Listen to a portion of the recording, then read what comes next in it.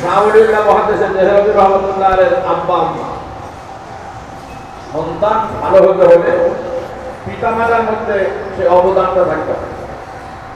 তার পিতামাতা এমন বড় আল্লাহওয়ালা ব্যক্তি ছিলেন, কিতাবের মধ্যে দেখে শাহওয়ালিউল্লাহ মহাদেশের দেহরবির আব্বা আম্মা দুইজন তাহাজ্জুদের নামাজ পড়তেছেন পাশাপাশি, স্বামী স্ত্রী তাহাজ্জুদের নামাজ পড়ে শাহওয়ালিউল্লাহ মহাদেশের দেহরবি রহমতুল্লাহ আলাইহির মা মুনাজাত করতেছেন।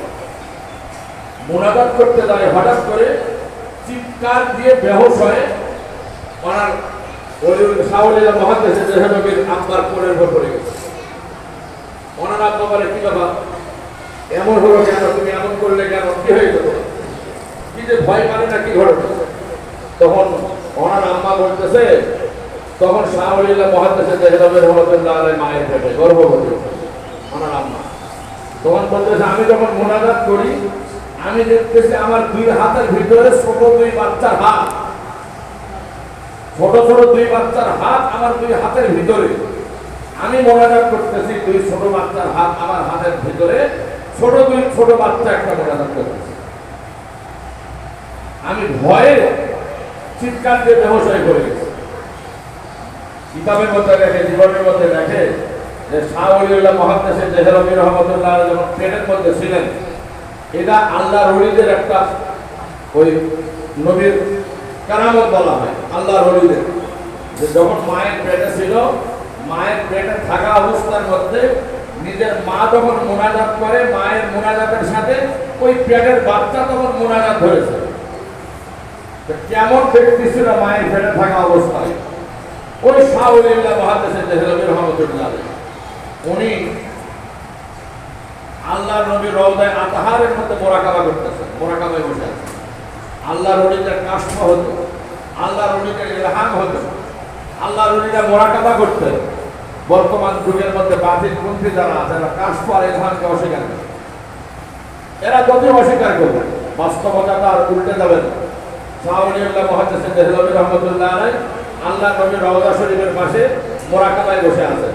উনি বলতেছেন যে আমি নবীর রওজার পাশে মোরাকাবায় বসেছি, আমি দেখতেছি লক্ষ কোটি নূরের টুকরা রওজায়ে আতহার থেকে পৃথিবীর চতুর্দিকে ছড়ায় পড়তেছে। আমি তাকিয়ে আছি, নবীর রওজার থেকে নূরের টুকরা করে বাইর হচ্ছে। তখন আমি দেখলাম যে গোটা পৃথিবীতে যত এই জাতীয় কওমি মাদ্রাসা আছে, পুরা পৃথিবীতে এই মাদ্রাসাগুলিতে যেখানে হাদিসের ক্লাস হচ্ছে, ছাত্র ছাত্রীরা হাদিস পড়তেছে, ওস্তাদারা হাদিস পড়াচ্ছে, আমি দেখতেছি নবীর রওজায়ে আতহারের থেকে নূরের টুকরাগুলি দিয়ে ওই ওস্তাদ এবং শাগির্দ, শিক্ষক এবং ছাত্র ছাত্রীদের সিনার মধ্যে গিয়ে প্রবেশ করতেছে। এই জন্যই নবীর, যেটা আগেই বললাম, এই হাদিসের ক্লাসের সাথে ডাইরেক্ট রাসূলুল্লাহ সাল্লাল্লাহু আলাইহি ওয়াসাল্লামের রওজায়ে আতহারের সাথে সম্পর্ক। নেটওয়ার্ক চালু হয়, যোগাযোগ চালু হয়। যে প্রতিষ্ঠানে আল্লাহর নবীর রওজার সাথে নেটওয়ার্ক চালু হয়, হতে পারে ওই প্রতিষ্ঠান কত দামি, ওই প্রতিষ্ঠানের শিক্ষক শিক্ষিকা ছাত্র ছাত্রীরা কত দামি, ওই প্রতিষ্ঠানের যারা মুহিব্বিন থাকে তারা কত দামি হতে পারে। এই জন্য শাইখুল ইসলাম মুফাক্কির ইসলাম আল্লামা আবুল হাসান আলী নদভী রহমতুল্লাহ আলাইহি উনি বুঝাইছেন, জগৎবাসীকে বুঝাইছেন, ওলামায়ে কেরামদেরকে বুঝাইছেন, মাদ্রাসার ছাত্রদেরকে বুঝাইছেন যে মাদ্রাসা কেমন, মাদ্রাসার গুরুত্ব কেমন, মাদ্রাসার ছাত্র ছাত্রীদের গুরুত্ব কেমন, মাদ্রাসার শিক্ষক শিক্ষিকাদের গুরুত্ব কেমন।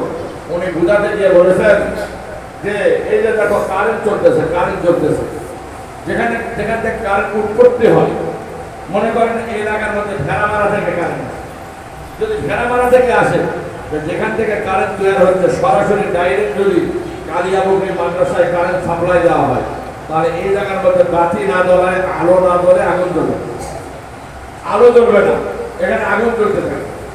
এই জন্য সরাসরি এখানে কারেন্ট সাপ্লাই দেওয়া হয় না। বিভিন্ন এলাকার মধ্যে বিশাল বড় একটা পাওয়ার হাউস থাকে।